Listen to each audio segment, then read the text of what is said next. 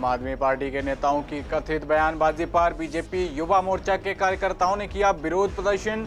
मनीष सिसोदिया के घर पर की जमकर नारेबाजी।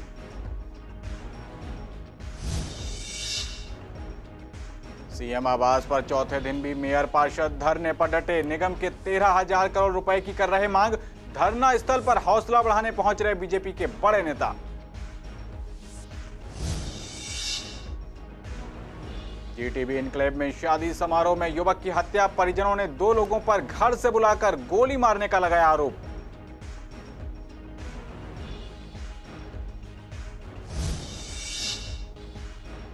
आईपी यूनिवर्सिटी के ईस्ट दिल्ली कैंपस पर बीजेपी विधायक ओपी शर्मा से खास बातचीत। बोले विधायक, यूनिवर्सिटी बनने में जरूर हुई कुछ देरी, लेकिन अब अंतिम चरण में है काम।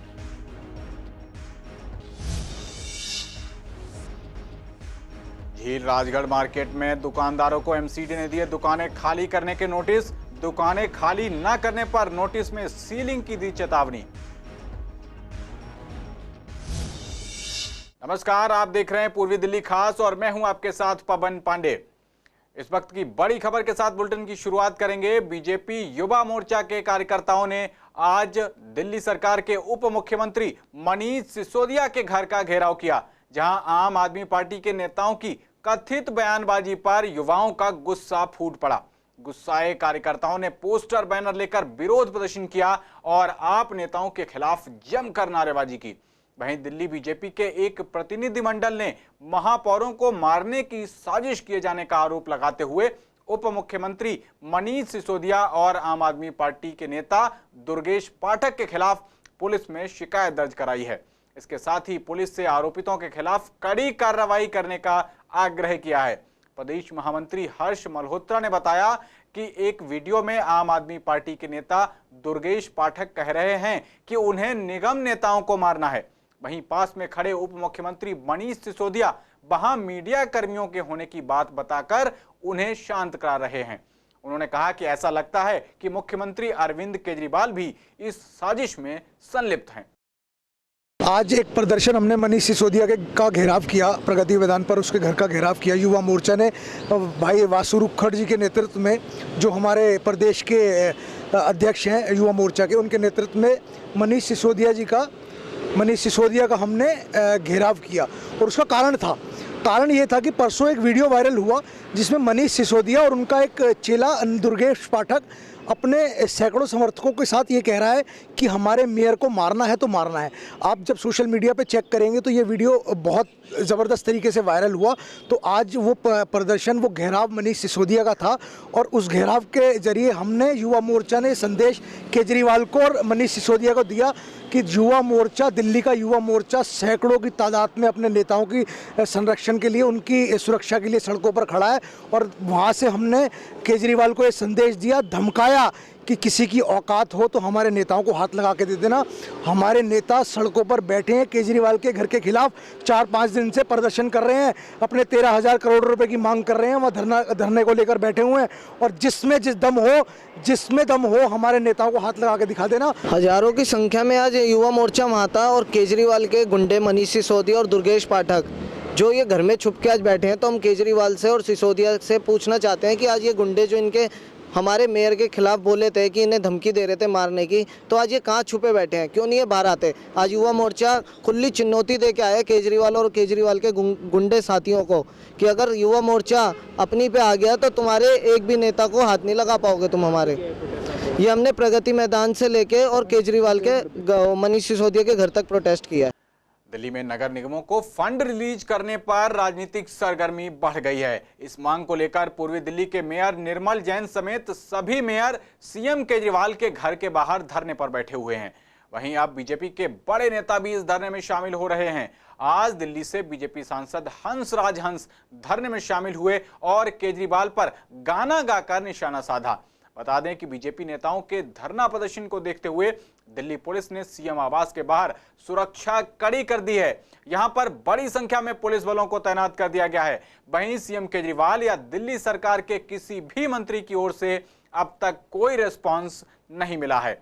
इस धरने में पूर्वी दिल्ली नगर निगम के मेयर निर्मल जैन के साथ हेल्थ कमेटी की चेयरपर्सन कंचन माहेश्वरी, स्थायी समिति के चेयरमैन सत्यपाल सिंह समेत नेता सदन परवेश शर्मा शामिल हैं। हेल्थ कमेटी की चेयरपर्सन कंचन महेश्वरी का कहना है कि हमारे सभी निगम पार्षद डटे हुए हैं और वो निगम के 13,000 करोड़ रुपए लेकर ही हटेंगे, जिससे निगम कर्मचारियों के घर का चूल्हा जल सके। हमारे सभी निगम पार्षद लगातार डटे हुए हैं और 13,000 करोड़ लेके ही जाएंगे ताकि हम अपने निगम कर्मचारियों को उनका हक दे सके, उनके घर का चूल्हा जलवा सके। हम सब अपने निगम कर्मियों के लिए जितने भी हमारे डिपार्टमेंट हैं सारे सभी के जो वेतन उनको मिले, क्योंकि ये जो कोरोना काल में जिन्होंने हमारी सेवा की है और ये दिल्ली के मुख्यमंत्री जिन्हें बिल्कुल भी चिंता नहीं है दिल्ली की और सिर्फ उन्होंने दिल्ली की जनता के साथ अन्याय किया, निगम के कर्मियों के साथ अन्याय किया। पूरा निगम का नेतृत्व तीनों निगमों का केजरीवाल जी के घर के बाहर बैठा हुआ है और इस कठोर, निष्ठुर, दिशाहीन, मर्यादाहीन व्यक्ति के अंदर तत्ती भर भी संवेदना नहीं है। इस ठंड के अंदर हम महिलाओं के साथ बैठे हैं, आकर देखें, हमारी बात सुने, हमारी मांगे माने, भगवान उसे सद्बुद्धि दे। हमारे महापौर, चेयरमैन स्टैंडिंग कमेटी और जोन्स के चेयरमैन और निगम के वरिष्ठ नेता, जिसमें हमारी 19 बहनें यहाँ बैठी हुई हैं जो निगम पार्षद हैं या चेयरमैन हैं, केजरीवाल साहब के घर के बाहर इस बात के लिए कि जो निगमों का 13,000 करोड़ रुपया इन्होंने देना है, केजरीवाल ने, दिल्ली सरकार ने, वो हमारे को दे दे। उन्होंने कहना शुरू कर दिया कि इन लोगों ने, निगम के लोगों ने उन्हें हाउस अरेस्ट कर लिया है।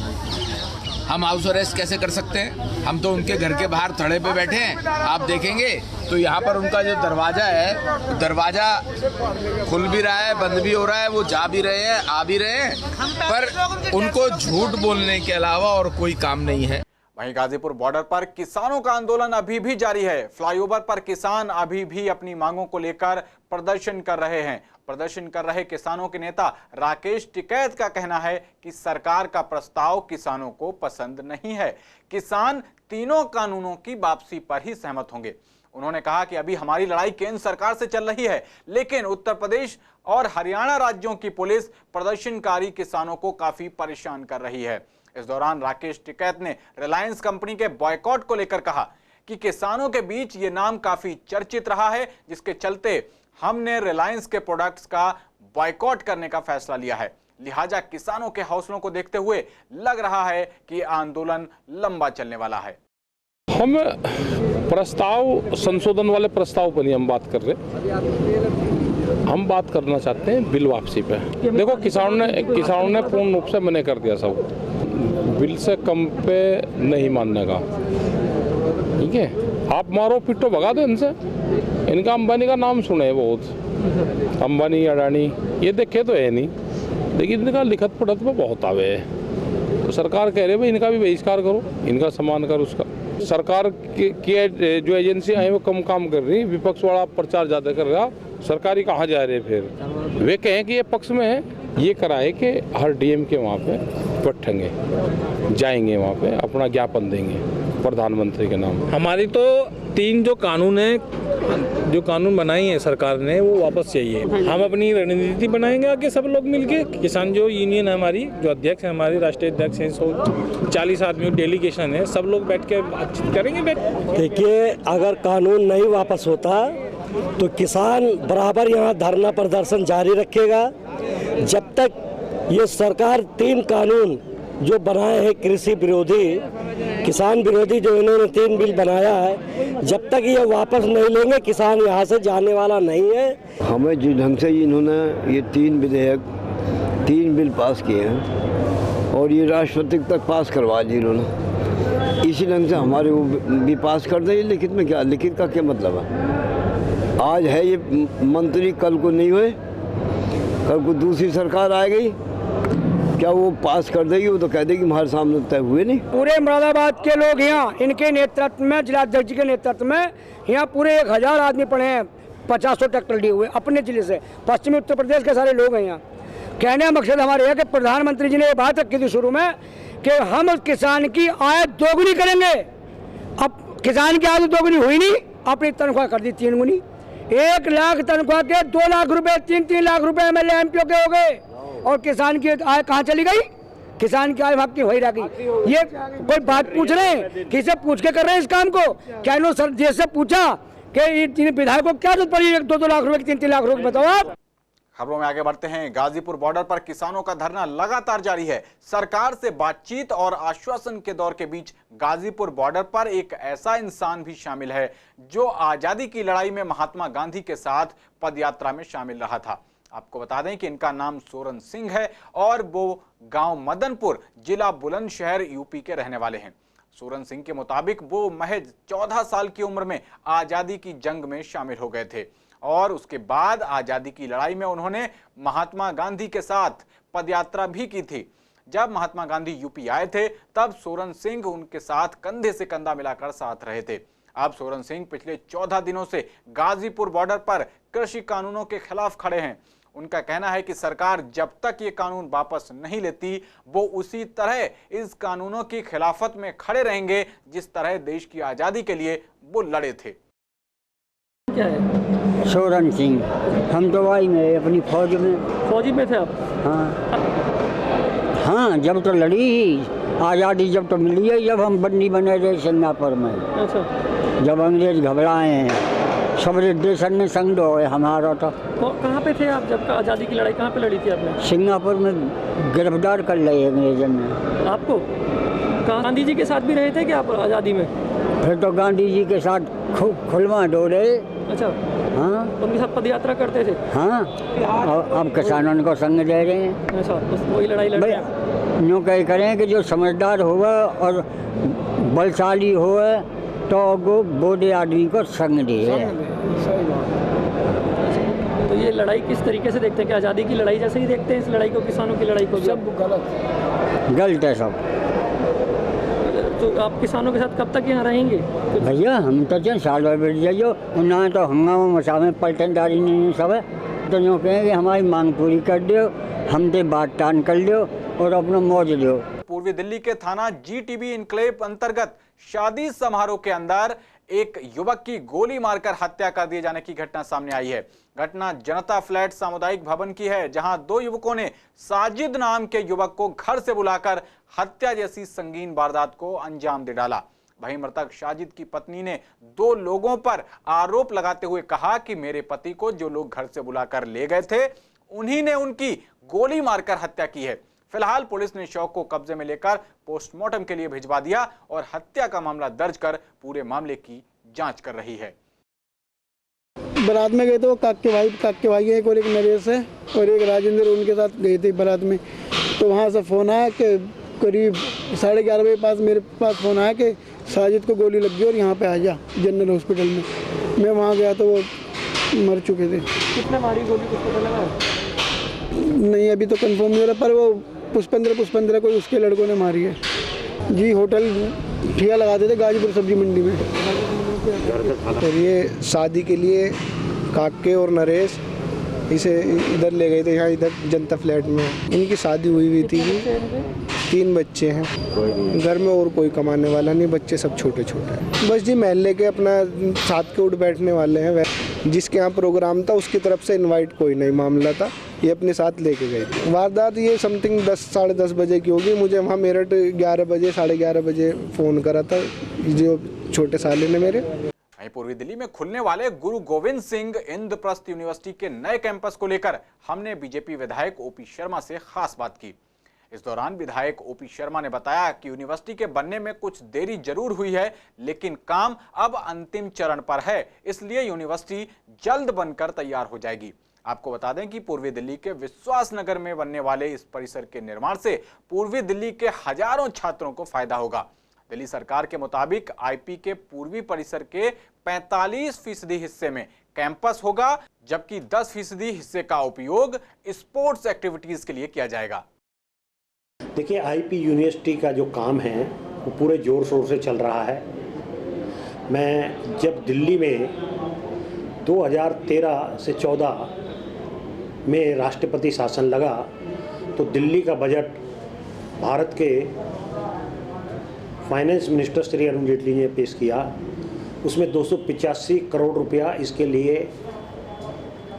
अनुदान दिया गया था, तो ट्रांस जमुना के लिए आईपी यूनिवर्सिटी का इस दिल्ली कैंपस खुलने की एक मांग बहुत लंबे समय से चल रही थी। तो इसका श्रीमती स्मृति ईरानी जी ने इसका उद्घाटन किया और काम अब पूरे ज़ोर शोर से चल रहा है। और मैं ये समझता हूँ कि नेक्स्ट जो सेशन है उससे बच्चों के एडमिशन चालू हो जाएगा। देखिए, जहाँ तक सवाल देरी का है तो ये एक बड़ा प्रोजेक्ट है और उसके अंदर जो आपने देखा होगा स्ट्रक्चर तो काफ़ी हद तक तैयार हो गया है, लेकिन इंटरनल जो भी कुछ काम है, ये एक यूनिक बिल्डिंग बन रही है जिसमें ये जो कैंपस बनेगा इसमें जो पानी है वो सीवर की व्यवस्था यहाँ नहीं है। जितना भी पानी यहाँ इस्तेमाल होगा उस सब पानी को बार बार रिसाइकिल करके यहाँ इस्तेमाल किया जाएगा। इसी तरीके से यदि हम पावर की बात करें तो ये जितनी भी इस कैंपस को पावर की रिक्वायरमेंट है वो सोलर से यहाँ पे तैयार की जाएगी और इन हाउस यहाँ पे रहेगा। तो ये अपने आप में पर्यावरण के प्रति प्रतिबद्धता दिखाती है और ये जो बिल्डिंग है ये इन्वायरमेंट फ्रेंडली बिल्डिंग बन रही है। और मैं ये समझता हूँ कि ट्रांस जमुना नहीं, ये दिल्ली के लिए एक शानदार बिल्डिंग होगी जो कि ट्रांस जमुना और मेरी विधानसभा के लोगों के लिए विशेष रूप से एक तोहफा साबित होगी। खबरों में आगे बढ़ते हैं। झील राजगढ़ मार्केट में दुकानदारों को दुकानें खाली करने के नोटिस दिए गए हैं। मिली जानकारी के मुताबिक एमसीडी के कर्मचारियों द्वारा पहले दुकानों का सर्वे किया गया, जिसके बाद दुकानदारों को दुकानों को खाली करने के नोटिस दिए गए। साथ ही दुकान खाली न करने पर नोटिस में सीलिंग की कार्रवाई करने की चेतावनी दी।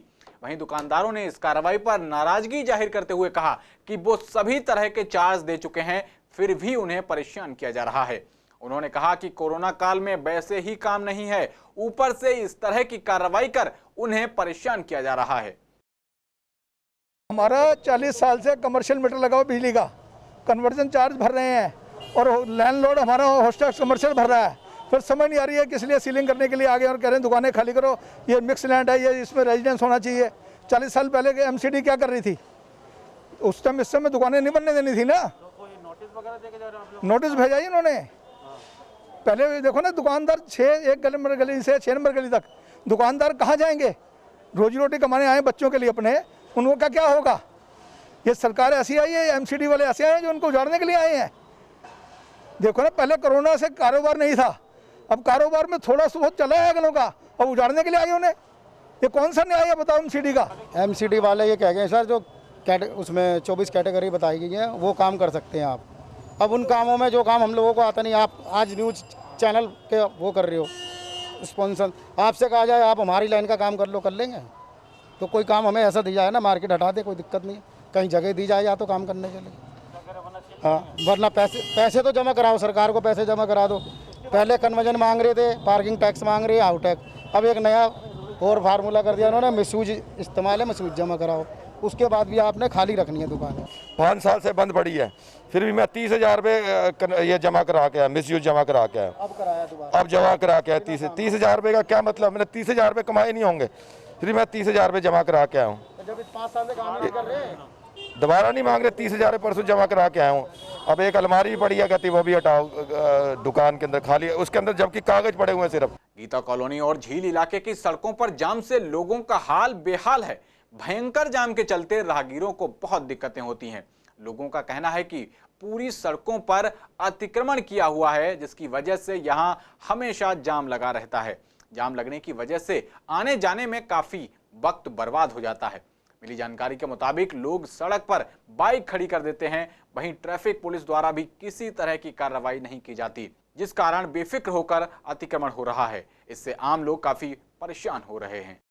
12 बजे करीब यहाँ आते हैं, इतना जाम होता है, हमें 1-1.5 घंटा लग जाता है निकलने में, और इतनी परेशानी, जिसको कुछ कहो इधर साइड हो वो खाने को तोड़ता है। और क्या इतना सामान बढ़ा रखा है दुकानों के आगे, मकानों के आगे दुकानें खोल रखी, आगे सामान रखा हुआ है, उनसे कहो कि गाड़ी साइड में करो, नहीं करते। हाँ, थोड़ी परेशानी होती है, लोग यहाँ खड़े रहते हैं, ऑटो वाले, रिक्शा वाले, उनको हम आगे करते रहते हैं। हाँ, दुकानों के आगे तो ये आप देख ही रहे हो, इन्होंने सारा कब्जा कर दिया। यहाँ हम खड़े हैं इस टाइम चाचा नेहरू हॉस्पिटल के आगे, आप देखेंगे कि यहाँ पे इतना जाम रहता है, ये पुश्ते से लेके गीता कॉलोनी थाने तक अगर आपको कभी शाम को आएँ तो आपको कम से कम भी नहीं तो आधा घंटा और 1 घंटे के बीच में यहाँ से निकल पाएंगे, इतना जाम है। लोगों ने अपनी गाड़ियाँ बाहर खड़ी कर रखी हैं जिससे बहुत तकलीफ़ होती है हम लोगों को। कईयों ने दुकानें आगे बढ़ा रखी हैं जिसके कारण मतलब हम लोग बहुत परेशान से हो जाते हैं। और ये हॉस्पिटल है, यहाँ लोगों को दिक्कत भी होती है, कई बारी किसी पेशेंट को भी परेशानी से आ जाती है। इस बुलेटिन में मेरे साथ इतना ही। बाकी खबरों के लिए देखते रहिए CCN। नमस्कार।